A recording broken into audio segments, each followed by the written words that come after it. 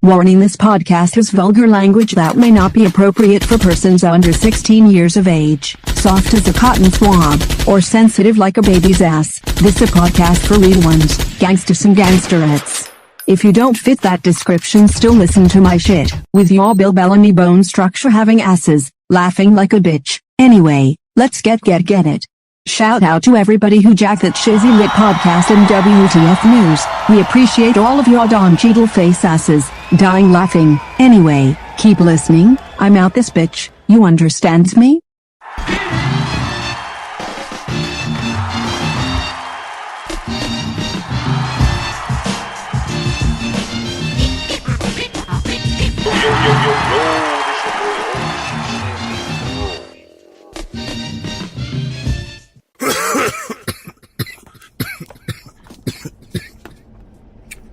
Oh shit. Yo, it's your boy OG Shizzy Brill. It's another Shizzy Lit podcast. You understands me. I'm gonna hit y'all with a 97 story. This had to be 1997. Young Myrtle boy, Murphy Holmes, Myrtle Avenue boy or shit. You know, feel me? We was linked up with some niggas down South Baltimore and shit. South Baltimore is more like West Virginia. Is the mingle, is white and black people down there and shit, all together mixed into one gumbo pot and shit. Been done from the projects with all black people where you probably see a couple white people coming through, cops a motherfucking blow or some shit like that. Something they ain't supposed to be doing and shit, you feel me? In the projects and shit, they just stand out there, you feel me? Cause it's all black motherfuckers, hood and shit, so you see white people, motherfuckers be swarming to them. There's two options. Whether these motherfuckers copping or they police and shit, you feel me? Ain't no other option. You know what I mean? But yeah, so we was tied. I've been tied up to niggas uptown, round town, downtown, all that shit. You know what I mean? I just wasn't restricted or constricted to one lower area and shit in the city. I was around. I was a little bit everywhere. You understand me? So yeah.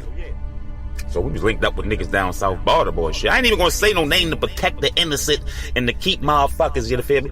I mean, y'all know who y'all is and shit. You know feel me? So boom. Niggas on murder and shit. Now, one of my mans and shit down South Baltimore was going to the Navy and shit. You feel me? So, niggas wanted to go see you off the right way. We wanted to go get him extra smoked out bottles, all that shit. You know, we young boys. We was doing way more when we was young boys than we doing now and shit. We did all that shit. We did our grown man type shit, like on a drinking tip and all that shit early. I don't even really be drinking like that no bullshit. Anyway, boom. We chilling and shit, chilling and shit. You know, back in them days, you clicked up and shit. Niggas going through other hoods and shit. Niggas go at least had 3-4 motherfuckers with them, a minimum. You feel me? Well, not all the time. Me and Don used to stroll through, me and yo, any hood and shit. And I don't know tough shit, just we got to go through that motherfucker. Let's hope nothing don't happen. You feel me? So, we waiting and shit. We waiting on the goons and shit. Everybody that fuck with him, you feel me? Niggas was planning on go down there, blow like an ounce with him in bags and shit and pop as many bottles that could be popped and see my man off and shit, you feel me? Boom. So niggas finally hit the block, like me and a couple niggas all murder already. I think I said Don and shit. Y'all should know Don always in the stories back in the 90s and shit. That's my right hand and shit, so you feel me? But I'll try to keep the names out of it if it just so happened, oh so well be it, you feel me? Anyway, boom. So like me, couple other niggas and shit on the block, waiting for everybody else, waiting for bro and all everybody else that's trying to go down there and shit. You feel me? South Baltimore like a motherfucking where we had to go at. Like a good 20-minute stroll and shit. If niggas just strolling through, stopping, rapping and all that shit. If niggas on the crackhead bop, we get down there in like 10 minutes, 15 minutes and shit. Bop. You know what I mean? So niggas link up and shit. Wherever the fuck these niggas just came from, these niggas came from that motherfucker lit already. Like, we was behind. It was time for us to catch up. You feel me? So boom, we all link up. Yo, we about to go down holler at ski before you go. Bye. Alright, bet. So now it's like, I ain't gonna lie, it's like 8, 9 of us, maybe 10 and shit strolling down. Now in the hood, unfortunately, especially in the 90s, boy, when there's over 3 motherfucking hood niggas, some bullshit ready happen. Somebody ready get fucked up or something. You know, feel me? Like so. Niggas strolling through. Niggas get all the way. Niggas walk past hella hoods. Niggas get down South Baltimore. Now, remember I told y'all South Baltimore is white and black people. You know, feel me? And there's a little shopping area called like Mount Clair Junction and shit down there and shit. Like some shoe stores at the supermarket. That whole time we strolling through. It's more little white people area, so we already look crazy because we coming through mob and niggas drunk and all that shit. So as soon as we get to the little Safeway market and shit, in the little shopping center, we mobbing through and all that shit. So niggas feel extra tough. Niggas just want to do dumb shit. I'm not with it. I'm trying to mission on the mission. I ain't trying to do no side missions and nothing. I'm trying to do what we supposed to be doing and do that. We already on the time limit because my man, so we need to go down here and get a couple with my man before that. So boom. There's always a super hot nigga and shit. This nigga all drunk and goofy and shit. You feel me? We ain't sad old days and shit. Nigga walk up to be like, yo. And gave a little side eye to a white dude and shit. Like telling me that the snuffing. I'm like, man, hell no, boy. You know where the fuck we at? You tripping. We already hot. 10 to 12 hood niggas and shit. You feel me? We already look like we up to no good. We already got eyes on us and we ain't got to be doing shit. So I says that, this nigga say, fuck it, bypasses me, go snuff the nigga, pop. Now we down South Baltimore white people, we a group of black motherfuckers, young black motherfuckers, and you snuff a white person in the white people area. Whole time, right where we at, in front of motherfucking Safeway, Rite Aid, and all that shit, is a little lay low, like a little security office, hella little hillbilly, big ass white hillbilly, redneck looking polices and shit, waiting for some shit like this to go there. So yo snuff the nigga. Bow!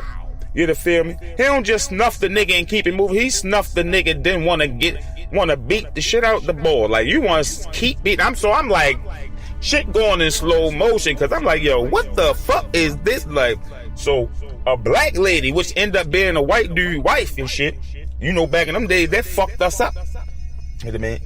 This bitch, I'm thinking this bitch ready to pull a burnout. This bitch pulled a pair of nunchucks out. I'm dead ass serious, no exaggeration. Bitch pulled a pair of nunchucks out and started wearing the back of my man's skull out with that bitch. You know how Bruce Lee used to do the little more like switch hand to hand and shit go behind? She was doing that, but on my man's melon. She was on my man's skull. Listen, man, she was beating my man's skull with that motherfucking nunchuck situation like a bongo. I had to do something about it. I ain't even want to be a part of this shit. So, I'm talking about by now, right? The police right next door, so it's chaos. We ain't even notice. I'm not noticing what the fuck going on. You feel me? Whole time now it's pandemonium, motherfucking police and shit coming out of nowhere because they right next door. You feel me? The white dude wife wearing my man wig out, he still beating the white dude and shit. You feel me? Motherfucking, I got to sneak snuff the bitch now. That's in straight violation, man.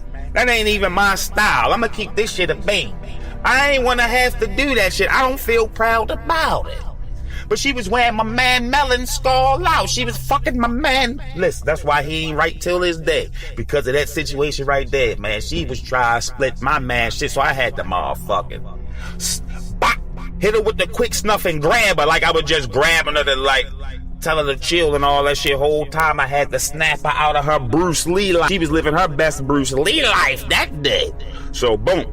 Snuffed out, bop, grabbed her real quick and shit, like, you know what I mean, because I'm nice with it and shit, you know what I mean, and, by that time, once I focused back in to the surroundings and shit, because I'm just focused in on my man's skull, you feel me? Man, listen, it was too late, niggas was going down, a few niggas escaped and shit, and it so happened to be the nigga with all the drinks and weed and shit, you feel me? All I know is my brother got locked up. You feel me? Like the older niggas got locked up. I was only like 16, 17 around this time. And then me and my mans and them got locked up just because our bro and them got locked up. We gonna turn, we gonna keep the ride going and shit. We just gonna catch this disorderly conduct charge and shit and ride charge and be done with it and shit. You feel me? So, you know, we still minors and shit. So we go to the little young boy jail and shit. All your parents gotta do is come and shit. You feel me? Get the papers and shit, court date and all that type shit. So you all been with your goons, you ain't even tripping. You know your people's gonna be there, sir, so you ain't even tripping and shit. It's different with the older ones though, cause they gotta hit the bookings and all that shit. If anything going to detain them, if they got any little wants or anything, they be thinking they get up out there and they get sent right the fuck back for process all over again. So that be the bullshit.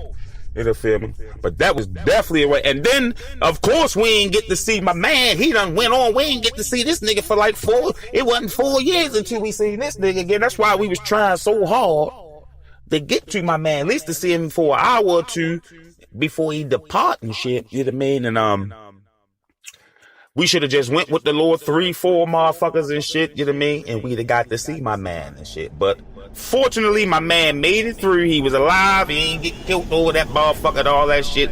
My man came back home and we linked back up. You feel me? So, you feel me? Moral to the story. Don't be having a bunch of drunk motherfuckers with you and shit if you for the hood. If something going bad, gonna happen and shit. You feel me? Nigga try to make me do it. I'm like, hell no, boy, you know, fuck me, I don't recommend you do that shit, brother, if you really want to know. But any motherfucking way, I just felt like telling that story. Shout out to everybody that had something to do with that story. Everybody, even the little lady with the nunchucks and the white dude that got knocked out. Shout out to y'all too and shit. You feel me? That was a crazy Saturday right there. That was one of the crazy Saturdays in the 90s and shit, 97 and shit. My young boy status. Y'all gonna be hearing a lot more stories this year. I'm giving y'all epic stories this year, shit. Epic interviews and shit with my OGs and my hood niggas and shit. You feel me? And that's how we current this year, man. You feel me? You can never predict what's going to go on my shit, cause my shit lit. Don't forget, I'm out. Get it. IPODCAST